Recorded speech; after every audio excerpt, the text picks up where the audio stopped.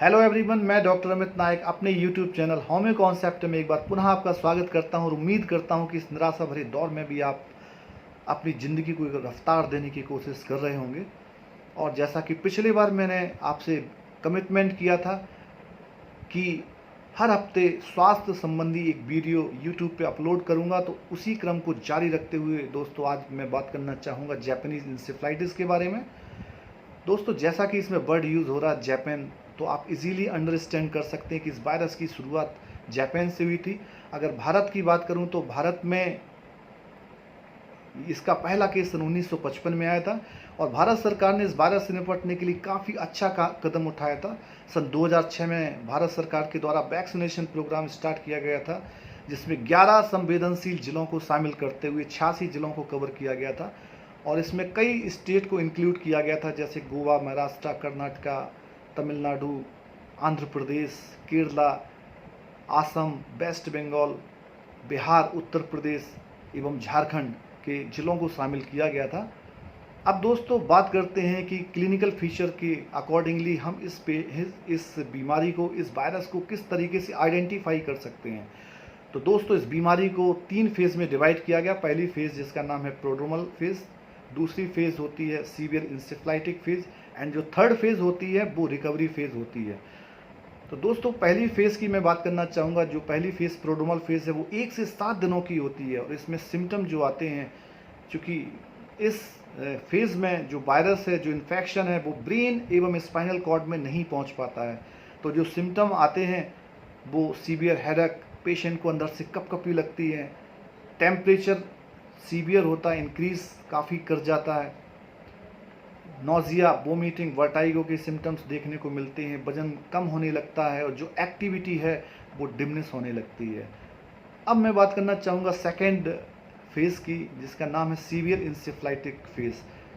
दोस्तों, इस फेज़ में जो इन्फेक्शन है वो ब्रेन एवं स्पाइनल कॉर्ड में पहुंच जाता है। तो जितने भी सिम्टम इसमें देखने को मिलेंगे वो ब्रेन और स्पाइनल कॉर्ड से रिलेटेड होंगे, जैसे कन्वर्जन है, एपिलेप्टिक सीजर्स है,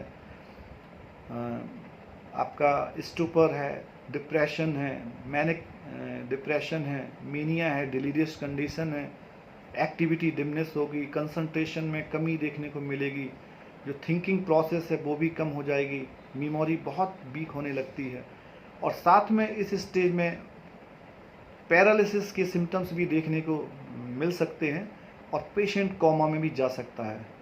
और इस स्टेज में जो अभी मैंने प्रोड्रोमल स्टेज के जो सिम्टम बताए, जैसे सीवियर हेडेक, बदन में कपकपी लगना और हाई राइज टेम्परेचर, ये भी इंक्लूड इस स्टेज में होते हैं।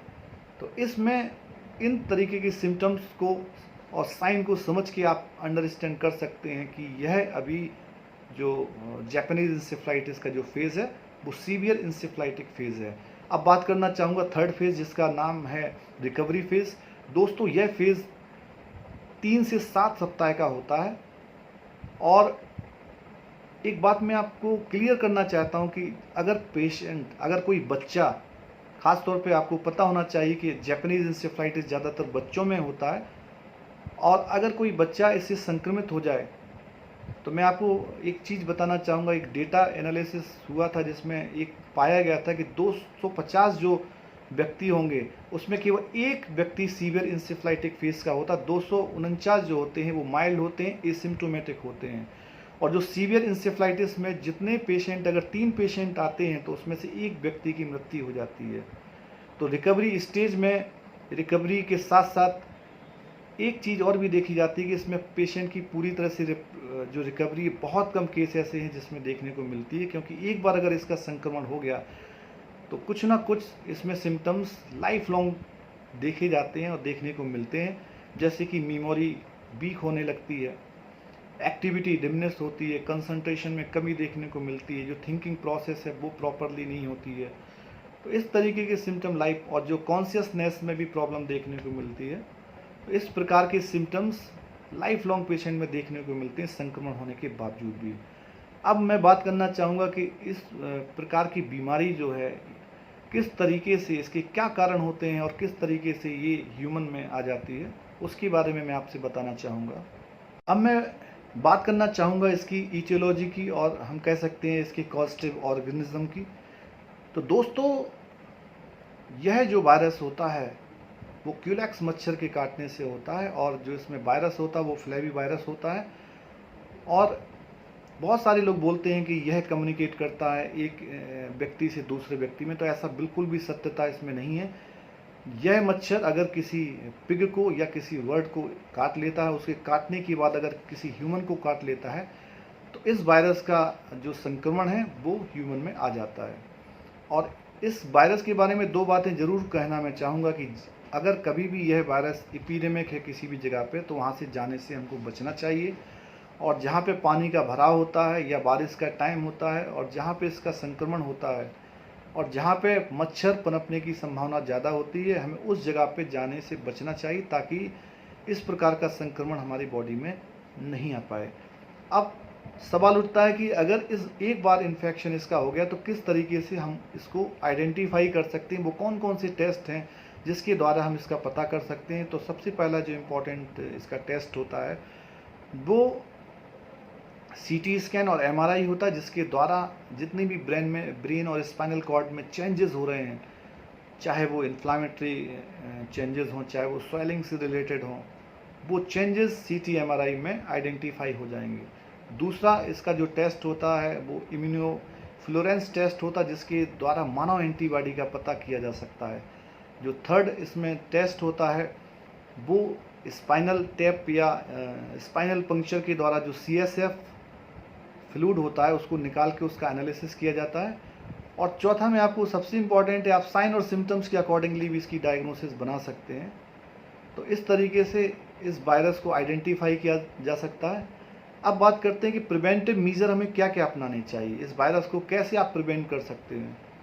तो आपको सबसे पहले मैं बताना चाहूँगा कि जहाँ जहाँ पानी का भराव है उस भराव को आपको कम करना चाहिए, पानी को ढक के रखना चाहिए। कूलर यूज करते हैं तो कूलर का पानी चेंज करते रहना चाहिए और मच्छरदानी का प्रयोग करना चाहिए। जो स्प्रे हैं जिनके द्वारा मच्छर मरते हैं उनका आप लगातार प्रयोग करिए। और इस तरीके की चीज़ें और आसपास का जो वातावरण है उसको स्वस्थ रखिए और अच्छा साफ सुथरा बना के रखिए, ताकि इस प्रकार का संक्रमण या ऐसे मच्छर जो इस बीमारी को पैदा करते हैं वो नहीं आ पाएँ। तो इस तरीके के प्रिवेंटिव मीजर हमें अपनाने पड़ेंगे इस वायरस को रोकने के लिए। अब बात करते हैं कि होम्योपैथी के द्वारा इस वायरस को किस तरीके से ठीक किया जा सकता है और होम्योपैथी में किस प्रकार की रिसर्च जापानीज इंसेफ्लाइटिस के बारे में हुई। तो मैं बताना चाहूँगा कि जो Kolkata school of tropical medicine, इसने central council of research of homoeopathy under the Ayush ministry में एक रिसर्च कंडक्ट की थी। और उस रिसर्च का उद्देश्य केवल ये था कि जो एफिकेसी और जो यूटिलिटी है बेलाडोना की डिफरेंट पोटेंसी में, क्या वो जापानीज इंसेफ्लाइटिस जैसी बीमारी को प्रिवेंट कर सकती है। तो इसमें इन विट्रो स्टडी थी जिसमें कि चिक एम्ब्रियो पे इस स्टडी को कंडक्ट किया गया था। और जो उसमें मेम्ब्रेन थी चिक एम्ब्रियो में, जो एक मेम्ब्रेन थी जिसका नाम था कोरियो एलेंटोइक, तो उसमें जो चेंजेस हैं उसको पाया गया था। और ये देखा गया था कि ये बेलाडोना को 200 पोटेंसी में देने के बाद में ये इन्फ्लामेटरी प्रोसीजर और जो जापानीज इंसेफ्लाइटिस के जो लक्षण है उसको कम करती है। तो इस प्रकार की स्टडी जो है बाद में प्रकाशित हुई थी। और आपको एक बात बता दे रहा हूँ कि इसको American journal of infectious disease ने इस रिसर्च को प्रकाशित किया था। तो यह होम्योपैथी के लिए बड़ा ही अभूतपूर्व कदम था जापानीज इंसेफ्लाइटिस के बारे में। अब आगे मैं बताना चाहूँगा कि होम्योपैथी के माध्यम से और कौन कौन सी दवाई हैं। तो जैसे कि भी मैंने बताया कि बेलाडोना को आप प्रिवेंटिव मेडिसिन के रूप में तो दे ही सकते हैं, साथ में प्रोड्रोमल स्टेज में अगर वर्टाइगो हो रहा है, हेडक हो रहा है, अगर जार एंड मोशन से एग्रावेशन हो रहा है और टाइट बैंडेज से रिलीफ हो रहा है, इस मेडिसिन को आप बिल्कुल प्रिस्क्राइब कर सकते हैं। दूसरी मेडिसिन है हेलिवोरस नाइगर, जो कि सेकेंड स्टेज में प्रिस्क्राइब कर सकते हैं, जिसमें स्टूपर, कन्वल्सन, एपिलेप्टिक सीजर्स आदि देखने को मिलते हैं। और थर्ड जो मेडिसिन है वो फॉस्फोरस है, और फॉस्फोरस देते हैं जब आपका ब्रेन सेल्स डेथ होने लगती है और डीजनरेशन होता है और कंप्लीट पैरालिसिस हो सकता है। अंत में आपसे मैं उम्मीद करता हूँ, आशा करता हूँ कि यह वीडियो आपको अच्छा लगा होगा। तो ज़्यादा से ज़्यादा इस वीडियो को लोग लाइक करें, शेयर करें, सब्सक्राइब करें। और मैं कमिटमेंट करता हूं, प्रॉमिस करता हूं कि आगे भी अच्छे वीडियो आपके समक्ष रखूंगा। और आने वाले समय में जो बच्चे एमडी की प्रिपरेशन कर रहे हैं उनके लिए भी मैं वीडियो अपलोड करता रहूँगा। तो ज़्यादा से ज़्यादा लोग इस चैनल को सब्सक्राइब करें। आपका बहुत बहुत धन्यवाद। Thank you so much. Have a nice day.